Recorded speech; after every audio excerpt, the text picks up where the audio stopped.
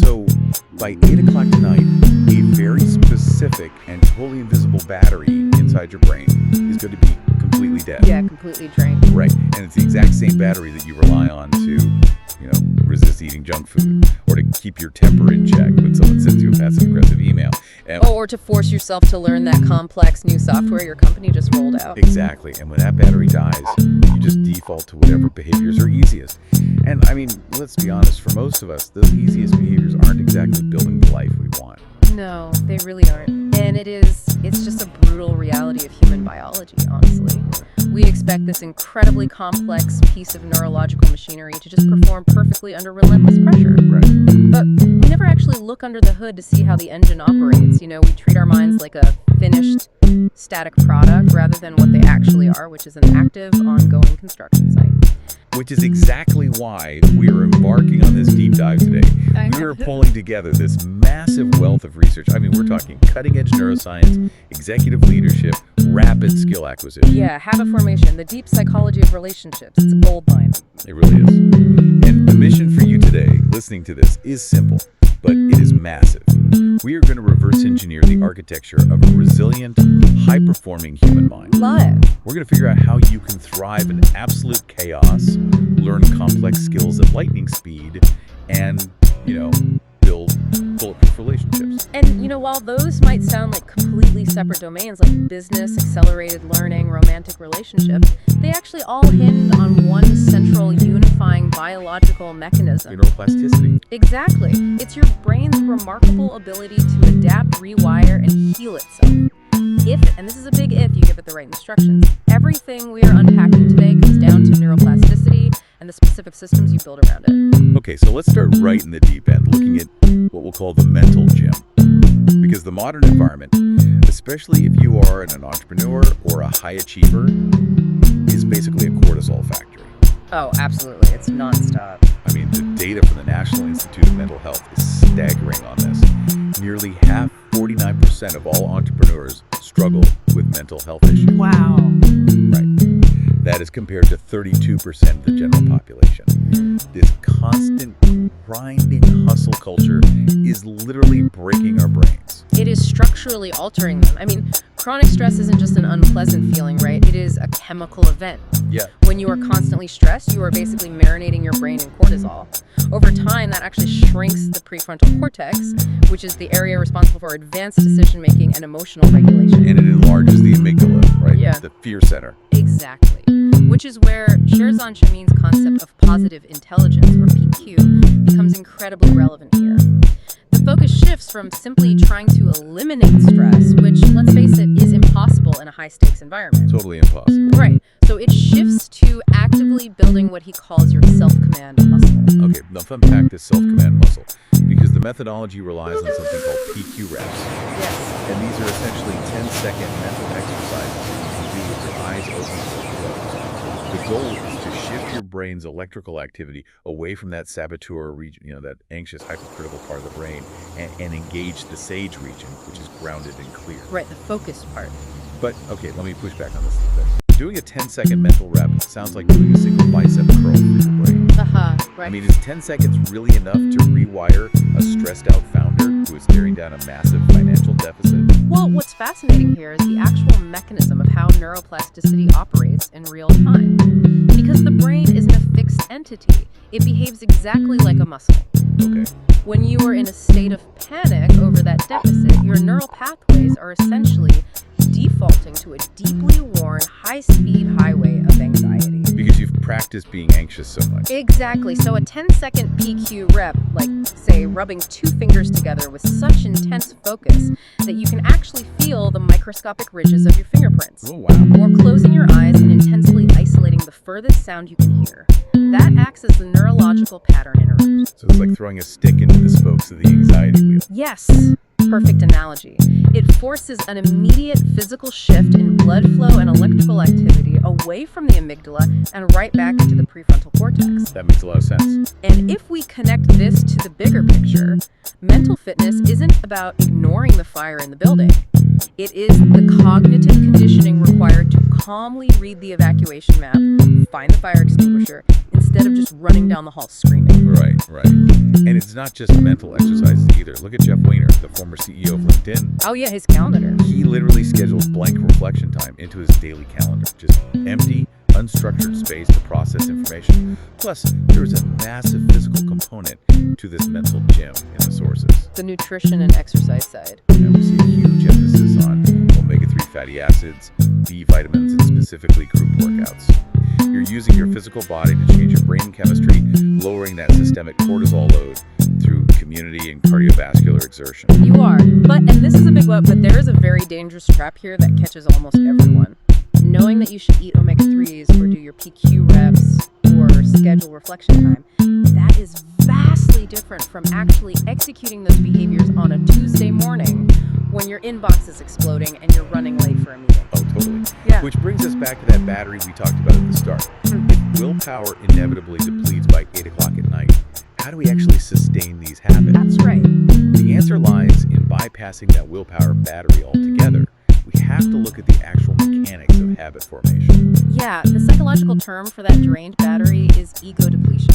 Your willpower is a finite, easily exhaustible cognitive resource. So it literally runs out. Exactly. Every decision you make, every temptation you resist, every difficult email you draft, that all drains that battery.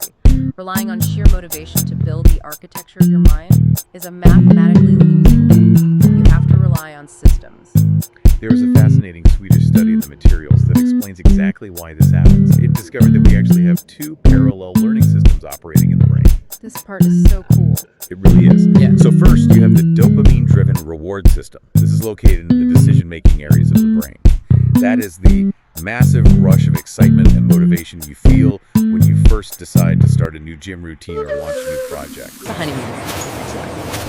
But then you have the repetition-based system, Yeah. which is governed by a completely different region called the striatum. And understanding the physiological handoff between those two systems is basically the holy grail of human behavior. Yeah. When you first start a new behavior, the dopamine system is running the show. You do the workout, you feel incredibly virtuous, you get a rush. But because of how our neurochemistry regulates itself, that reward feeling inevitably fades. Right, the dopamine hits get smaller and smaller. Exactly. And here's where it gets really interesting. We eventually stop craving that initial reward, right? The excitement totally vanishes. But if we've repeated the action enough times, we just keep going to the gym anyway. Yep. Why? Because the striatum takes over. And the striatum doesn't care about dopamine, it doesn't care about motivation, and it doesn't even care if you're happy. No, it doesn't. It only cares about repetition. It takes the behavior and makes it an automatic, deeply grooved subroutine. I mean, it is the literal difference between a baby's brain, which is a blank canvas of endless possibility but no automatic routines, and an adult's brain, which is heavily grooved with these highly efficient, striatum-driven habits. This is exactly why the mechanics of the cue routine reward loop are critical to intercepting bad habits. Okay, break that down for us. Well, if you are trying to stop stress eating junk food every afternoon, you cannot simply command yourself to stop using your prefrontal cortex. Your striatum has hardwired that loop. So willpower won't work. Not long term. To break it, you have to intercept the mechanism. You change the context of the cue by literally not keeping the food in the house. Or you substitute the reward with a quick walk outside. You have to engineer your environment so that the good habit is the path of least neurological resistance. And you start impossibly small, right? To sneak past the amygdala's resistance to change. Exactly. You use the 2-minute rule. You don't try to read a book a week. You commit to reading 1 single page a night. Yeah. In fact, there's a Stanford study tracking high-stress individuals that showed maintaining just 7 of these micro, daily mental strength habits reduced their overall cortisol levels by a staggering 30%. 30%. In just 6 weeks. That is the raw power of systems over willpower. You stop chasing this vague, exhausting idea of excellence, and you start focusing on microscopic systems that you can execute consistently. Right. Because once you automate those baseline habits and hand them off to the striatum, you stop spending your precious cognitive bandwidth on daily survival. You free up the mental RAM required to tackle the most demanding task of the modern economy, which is acquiring complex new skills. Which brings us to the software upgrade phase of the deep dive. MIT economist David Author coined this term, skill polarization. Essentially, the modern economy is aggressively hollowing out the middle. Routine jobs are disappearing. The market now demands constant, rapid upskilling. If you don't know how to learn complex things quickly, you are going to be left behind. It demands a fundamental structural shift in how we approach learning. Most adults learn passively. They read a book, highlight some text, and just sort of hope it sticks. Guilty as charged. Right. We all do it. But to adapt at the speed of the modern market, you need what Anders Erokhane calls deliberate practice, combined with Carol Dweck's growth mindset. Meaning you have to believe you can actually get smarter. You have to genuinely neurologically believe your intelligence is malleable. Yeah. And then you have to strategically and sometimes painfully target your exact weaknesses. Crucially, you don't need to learn everything about a new subject to apply the Right. Pareto's principle. Yeah, but let's elevate this beyond just learning a few chords on a guitar. If you are trying to master a complex new coding language like Python, or you need to understand the legal structures of corporate mergers for a new executive role, you don't read the textbook cover to cover. No, that would take years. Right. You identify the crucial 20% of the syntax, or the core 20% of the legal clauses that are used in 80% of real-world applications. You isolate the critical mass of utility. And to encode that 20% effectively, you deploy specific mental models, like you use the Feynman technique. Oh, I love the Feynman technique. It's brilliant. You force yourself to explain a dense, complex concept in simple, jargon-free terms, and that immediately exposes the gaps in your own understanding. If you can't explain it simply, you don't understand it well enough. Exactly. And then you use spaced repetition to hack the brain's forgetting curve. Okay, let's quickly clarify that curve because it's fascinating. Yeah. The brain is literally designed to forget information it doesn't use, right? Exactly. Ebbinghaus's forgetting curve shows that memory decays exponentially. But if you interrupt that decay by reviewing the material at systematically increasing intervals, say after 1 day, then 3 days, then a week, you force the brain to fire that specific neural pathway again. And it gets stronger every time. Yeah, each time it fires, the myelin sheath around the nerve gets thicker, making the memory more permanent. You also apply the rail framework, meaning you ensure your learning actions strictly align with your current stage of skill acquisition. Oh, right. Because a beginner needs foundational information and rules, but an advanced practitioner needs to test logic and edge cases. If you use the wrong method for your stage, you just waste time. Okay, but the mechanism of how we capture all this information is where I really need to advocate for everyone listening. Oh boy, the note-taking debate. Yes. There is a huge debate in the sources between digital and analog note-taking. Now, the Cornell method is the gold standard for analog. You divide a physical page into a section for notes, a column for keywords or cues, and a block at the bottom for a summary. Very structured. Very. But I have to stop you there, because my entire life is on my laptop. I can type 80 words a minute. Writing by hand feels like going back to the Stone Age. I hear this all the time. Right. So if typing is so much faster, and I can capture so much more data, am I really sabotaging my learning? You are. I'm sorry, but you are. And it comes down to a neurological process called encoding. Okay. When you type quickly, you are essentially functioning as a human transcription machine. The information goes into your ears and straight out through your fingertips. You are capturing verbatim copy, but you are completely bypassing the deep cognitive processing centers of your brain. Oh, wow. Because it's too easy. Yes. When you write by hand, because the physical act is so much slower, your brain is forced to act as a filter. You cannot write down every word, so you have to synthesize, summarize, and distill the information on the fly just to keep up. So the struggle is the point. That very act of struggling to summarize is the friction that encodes the information into your long-term memory. The friction is the learning. Precisely. However, you don't have to throw your laptop away. Thank goodness. The ideal strategy is actually a hybrid approach. You process initially by hand to force the encoding, but then you use digital tools like Rome Research or Notion to build what we call a cognitive scaffold. Right, linking things together. Yeah, instead of using rigid, traditional folder structures where a file lives in one place and dies there, you use bidirectional learning. You connect ideas across completely different disciplines, mimicking how the human brain actually networks and associates information. You are creating a literal second brain. Exactly. Okay, let's step back and look at the machine we've built so far. We have used neuroplasticity to build automated striatum-driven habits, which freed up massive cognitive bandwidth. Yep. We used that bandwidth to deploy deliberate practice, spaced repetition, and bidirectional cognitive scaffolds to learn incredibly fast. We have built an absolute intellectual juggernaut. We have, but there's a glaring, catastrophic vulnerability in this architecture. Right. Because all the rapid learning and habit optimization in the world is completely useless if you lose your temper, burn bridges with your colleagues, and can't handle interpersonal conflict. It all falls apart. Yeah, your intellect might be highly upgraded, but if the emotional software running the machine is outdated, the entire system crashes. Yeah. We have to talk about the core processor, emotional maturity. And we really must draw a very sharp, crucial distinction here between emotional intelligence and emotional maturity. They aren't the same thing. Not at all. Emotional intelligence, or EI, is essentially just awareness. It is your ability to recognize that your chest is tight and you are angry, or to read the room and see that your executive team is frustrated. Okay. But emotional maturity is the application and the accountability of that awareness. It's the difference between pointing at a ticking bomb and saying, hey, that's a bomb, versus actually having the steady hands to defuse it. Exactly. That's a great way to put it. Neurologically, this is a real-time battle between the amygdala, your brain's primal reactive fear center, and the prefrontal cortex, which handles logic, impulse control, and long-term planning. And this system is incredibly sensitive to your physiological inputs, right? Extremely. For instance, the sources show that a lack of REM sleep, which is a very common symptom in conditions like alcohol use disorder, actually causes severe hyperactivity in the neural circuits that process negative emotions.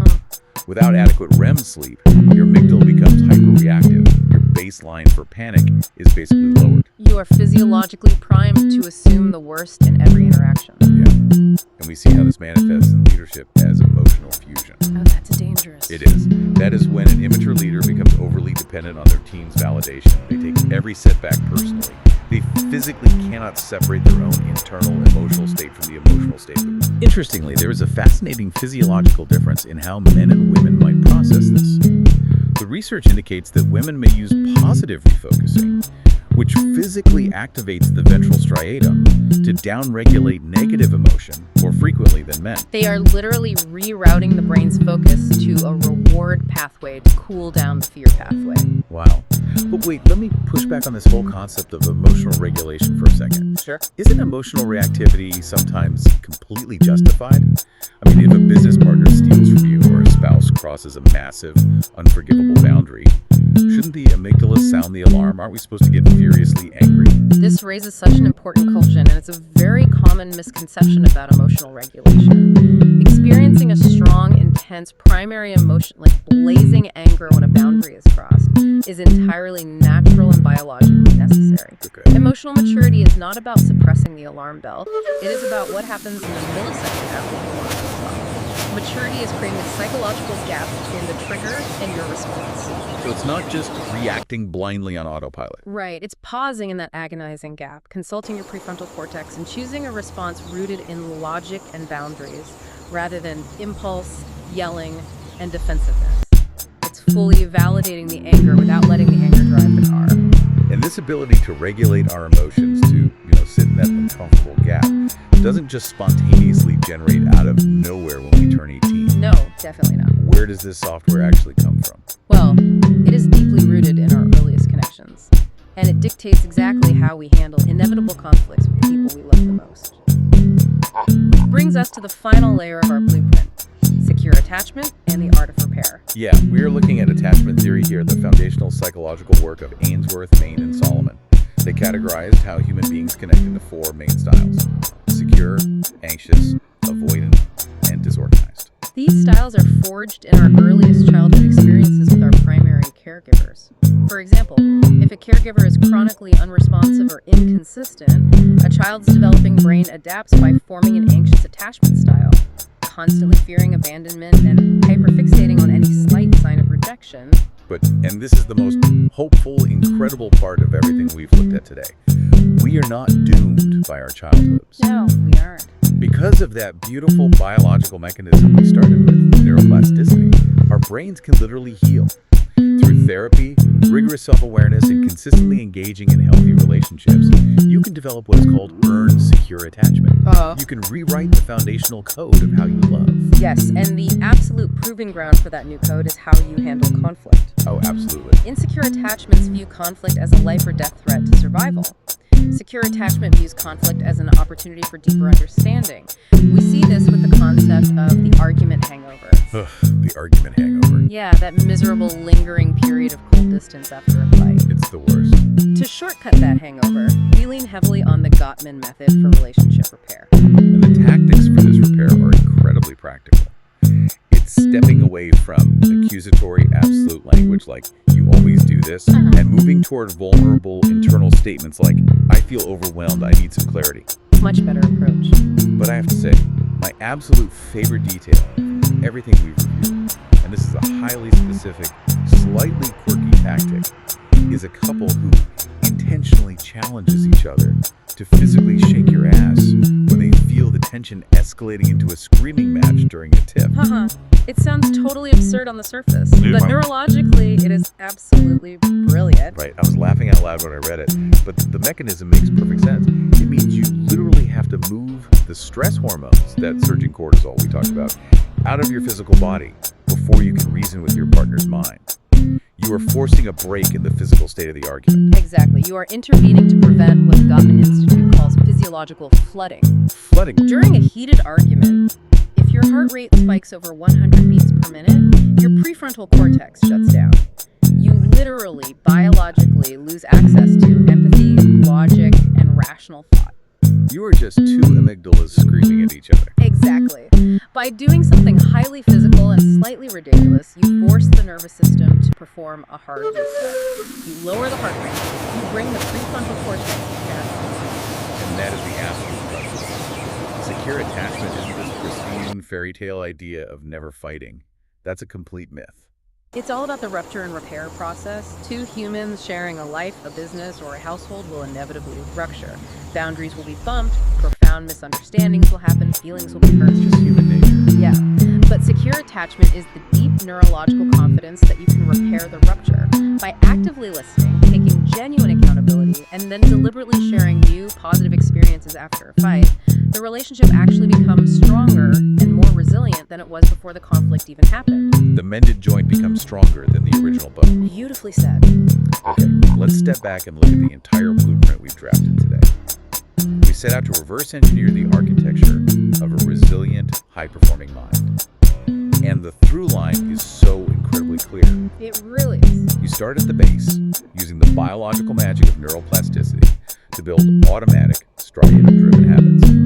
You use the cognitive bandwidth freed up by those habits to rapidly acquire complex new skills using deliberate practice and bidirectional cognitive scaffolds. Yeah. And finally, you protect all of that intellectual growth by cultivating the emotional maturity to pause between trigger and response, and the secure attachment required to repair the inevitable ruptures with the people who matter most. It is a profound, actionable framework. But if we connect this all to the bigger picture, it leaves us with something really fascinating to ponder. Throughout all this research, the ultimate goal is optimization. We are using these tools to optimize ourselves for flawless productivity, more peace, and smoother relationships. But we are rapidly moving into an era where artificial intelligence can learn facts instantly. AI can synthesize complex information flawlessly. It can even be programmed to simulate perfectly regulated, non-reactive emotional responses. So it's the perfect, unbreakable system. Exactly. And because of that, perhaps the pursuit of being perfectly optimized and unbreakable is a race we shouldn't actually be trying to win. Wait, really? Yeah, think about it.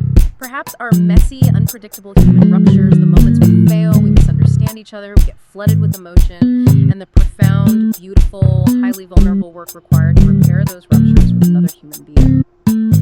Perhaps that friction will become the most valuable, irreplaceable part of the human experience. Wow. We started this deep dive talking about reverse engineering a machine, something precise, rigid, and binary. But maybe the mind is less like a machine and more like a living ecosystem. It breaks, it adapts, it regrows, and the scars of our repairs are exactly what make it structurally sound. Exactly right. Thank you so much for joining us on this deep dive. Take that idea with you today. Take a deep breath, do a quick 10-second PQ rep, and go conquer your day.